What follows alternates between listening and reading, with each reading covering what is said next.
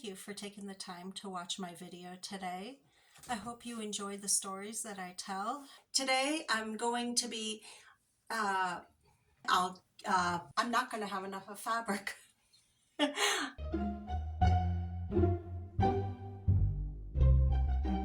I come up with 3 3/4 yards, and I think at the most I might have 3 yards.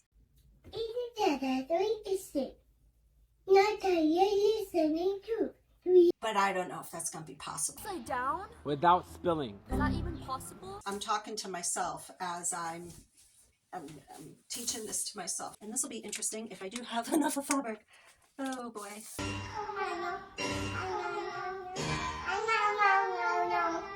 Yeah, I can feel myself getting a little bit antsy as I'm using the rotary cutter. I don't know why. I'm really calm if I'm using a pair of scissors, but if I'm using the rotary cutter, I'm like, oh, gotta hurry up. Maybe just by being self-disciplined, I can tell myself to knock that off. You've got 2 choices, the pain of discipline or the pain of disappointment. I really wish I had done this from the wrong side, and I don't want to shift it now. So I guess I'm just gonna have a seat and take my time. Just take my time.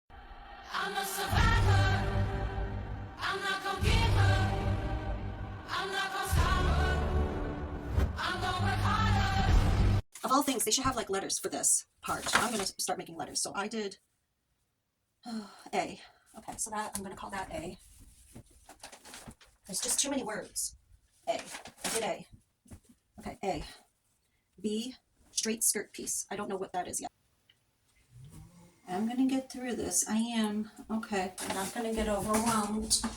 Okay. Okay. So this must be B. Okay.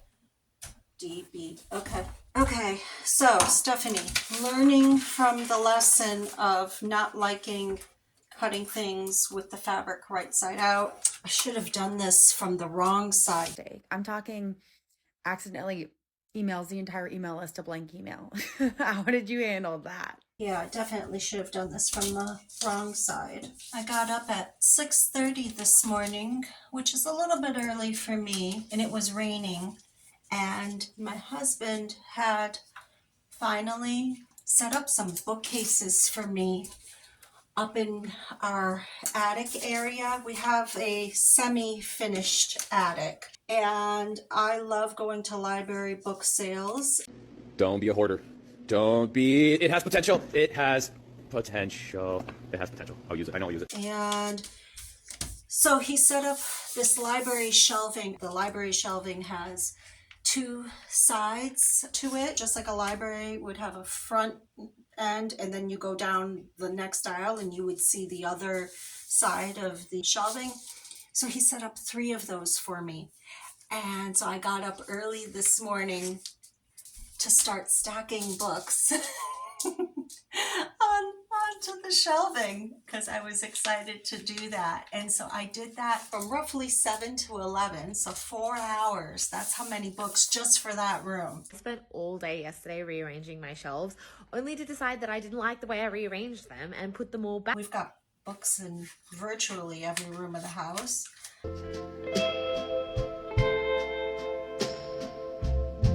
I was sorting them as I was stacking them because I have probably maybe 300 that I need to sell, and I need to list those. And I do them like in big batches. I try to not let it consume me. It's just that when I think of one task I have to remember, it reminds me of all the tasks I have to remember. I have a 10-year-old and an 8-year-old that I homeschooled, and they were really excited about the bookshelves in the attic because it opened up cubby spaces for them to play in. That roof to that room is an A-frame, and so my husband built walls, like here's the A-frame, and then he built a wall right where the ceiling starts to come down, and then the same thing on the other side, so they play right in these cubby spaces that are in there. And so the 8-year-old is getting his own little cubby space. They're anxious to move mattresses in there and play in there, and maybe they'll do schoolwork in there, I don't know, but they've got plenty of space to play in. And we don't watch much TV at all. We don't have them play electronics, no iPads or anything. Just have them read on top of doing their schoolwork. That's the goal, but if it doesn't happen, you know, c'est la vie. But that's the goal. It's good to at least have a goal. When I plan their curriculum, I plan for 100%, like to be pedal to the metal. So if we only do 80%, that's still good in my book. But I think you gotta plan for 100% in order to even reach 80%. If you don't plan for the 100, you'll never even get the 80%. Add buffer time, transition time. I'd recommend about 30%. You know why? First of all, things always take longer than you expect, so you want to set yourself up for success in case that does happen. Because life happens, and I don't stress about the life happening and the goal not being met. I want us to be able to do our best. If our best is 70%, that's okay, but at least we did our best. I worked on that attic space for about 4 hours, and then they wanted to work on it, so they did a half, like what we would call like a half day today. They just did their math and Bible and LA, language arts. They didn't do their Greek and Latin. They didn't do their geography. They didn't do any drawing. I don't have them doing science yet. I slowly have them ramp up back into the school year. So we've been going now for 2 weeks, I think. So if I had to, explain to someone, do I homeschool year round? I would say yes, but it's not really the case because they go to summer camp, they visit their grandparents, they're gonna go camping, we'll take off time in the winter. So is that really year round? It depends how you classify it, but that gives us buffer time for life and not be worried about stuff.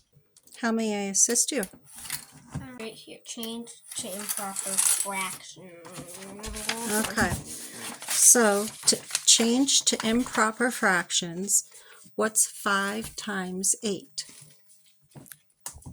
40. 40 plus the So that's 41 on the bottom. 41 is not on the bottom. 41 goes to the top. And then what? And then 8 is your denominator. And then, so for this one, it's 18. I can't see. So 3 times 6 18. plus the what? So it's 23 Is your a numerator. And 6 is the denominator. Last winter, I made, I don't know how many pairs of upcycled wool mittens and fleece mittens, and I think that was right when I got my fabric cutting machine, the Silhouette, and I made, I really should take a look at how many I made. If it was maybe 50 or 60 pairs. I've got so many sewing projects right now. I just dropped off to a client his men's dress jacket, and he told me that he wants me to make 2 vests for him out of mill felt. He has saved, I don't know if he worked at the paper mill or somebody he knows worked at the paper mill, but he acquired, in any case, this mill felt that historically was used to absorb all the chemicals that was at a paper plant. And so he saved all of it and he gave us a bunch. My husband wants to use it to build, some of it to build a water slide to our pond.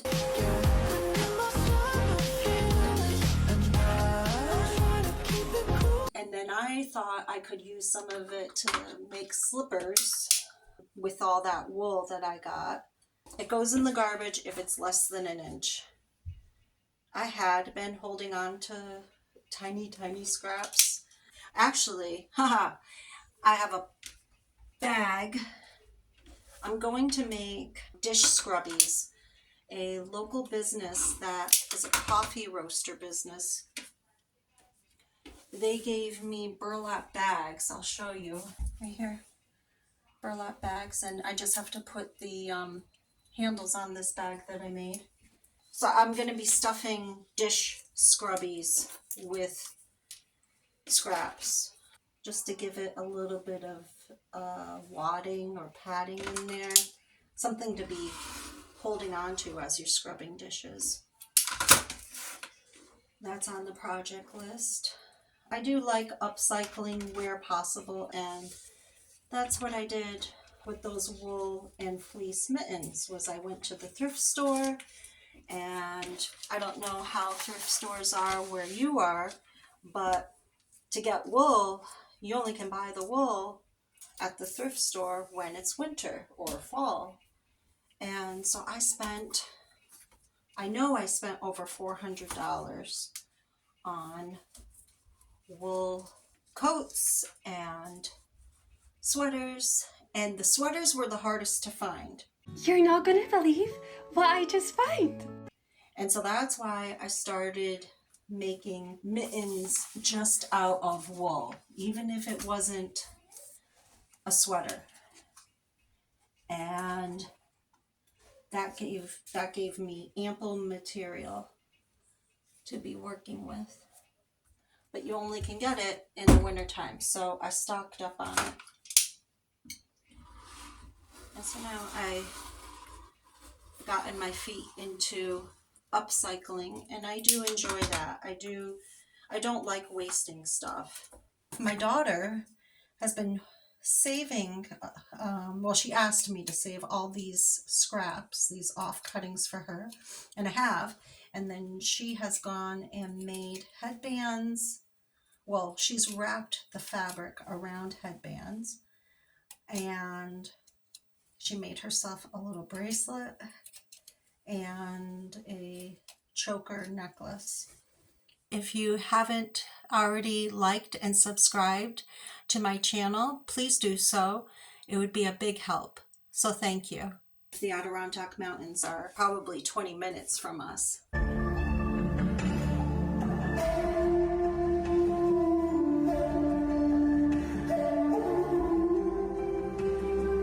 And it's pretty, but it's buggy. May and June are black fly season. I moved to the North Country of New York, which I didn't know what in the world people were talking about when they said North Country, North Country, North Country. Everybody says it up here. Well, the North Country is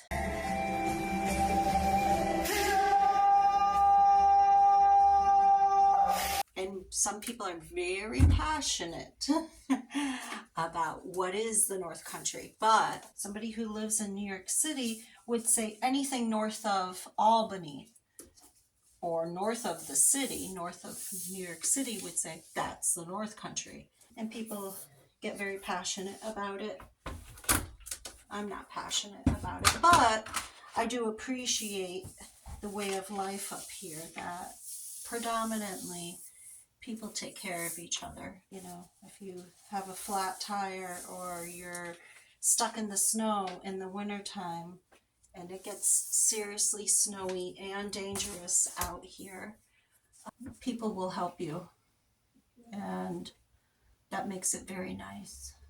I love these. I bought these like 2 years ago, and I beat the heck out of them. I thoroughly enjoyed using them, and now they sometimes won't even cut a piece of thread.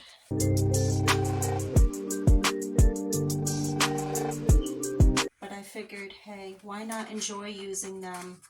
They were under $20 and enjoy them, and I thoroughly did. But now it's time for a new pair, I think. I'm enjoying cutting out these pattern pieces. And this pattern piece says a 1/2 inch seam allowance is included. Well, that's good. I've done doll patterns where I had to draw in, or I've had to use the photocopier and enlarge the pattern piece like times 400 and then draw in the seam allowance. Tilda's pattern pieces might be that way, at least in the books that I have. I bought these tiny little, they're very cute. They're like square little books, but you have to enlarge the pattern pieces like by times 400. It's a little excessive. Okay, so by excessive amounts, this is what I meant. So when I make those pattern pieces, I put them on cardstock so I don't have to go through that all over again. Okay, what am I calling this? Oh, now that I labeled it a letter, there we go. I don't have to write out all the words of split ruffle trim back, skirt ruffle. I can just put letter C. I don't know why, but as I'm looking at this, I'm like, hey, that kind of reminds me of a chaps motorcycle pants. PSA from a girl who rides horses and rides Harleys. All chap. Okay, take my time. My undergrad degree was in natural resource studies, which I say is the precursor to environmental science. I guess the way I would summarize it is having value for the birds and the trees, but in my major, at least at the school that I went to, UMass Amherst, they were lacking explaining the resource economics, and I minored in resource economics and statistics. I had a concentration in statistics. I really enjoyed that. I say I redeemed my math score because I got a D in calculus. I got a D on a final once. On a final? Yeah, it was on my final. So I took graduate level statistics to redeem myself in my mind, and I really enjoyed that. So I liked to be able to quantify why ecologically it is valuable to save the environment. And my advisor said to me that he thought I would end up working for ExxonMobil, which, who knows, maybe I would have, but, you know, I could have been on their environmental team because, hey, ExxonMobil needs to have good ecologists working for them. I'm thinking of making a bucket hat for somebody, and I might do it with this piece of fabric. I'll show you real quick what the bucket hats look like. They're from the coffee bags. I gave away one today to the man that hired me to do 3 of his business jackets. So here's one right here, and it says coffee on it. It probably looks flipped to you. And I saved the label from the coffee bag, and then it's reversible. So then it's like this. So that piece of extra fabric, I think I'll make one for his wife. I think one of the reasons I like making the bucket hats is because I can make the machine go really fast.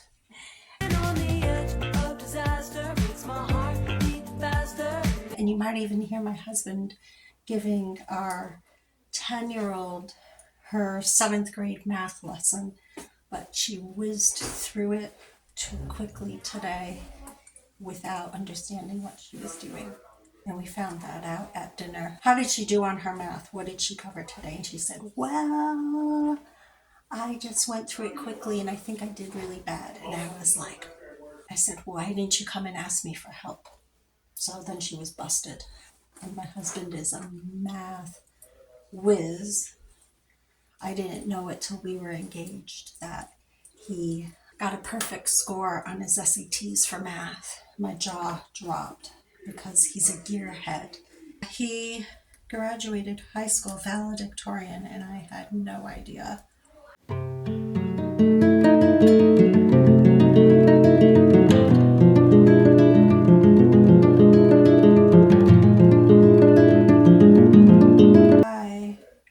In high school, it was goofy.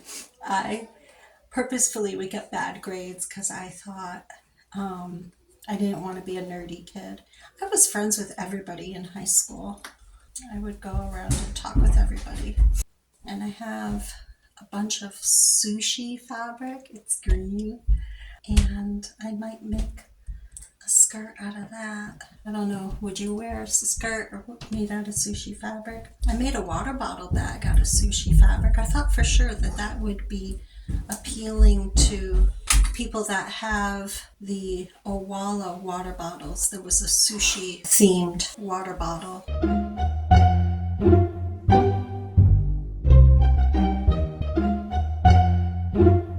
You can see one of the dogs. The gray one is Dixie. Dixie! Dixie! Oh, you see her move? There she is. She's a Labradoodle that we rescued. And we think she was used for breeding. She's very socially awkward.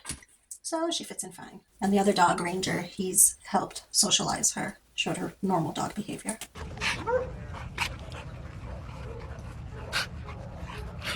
So thank you for joining me on this sewing of this little skirt. This is a size 3 little skirt here, the Byron Bay skirt. Thank you for joining me on sewing up. Thank you for joining me to sew. Thank you for joining. So thanks again. I'll see you next time. Bye-bye.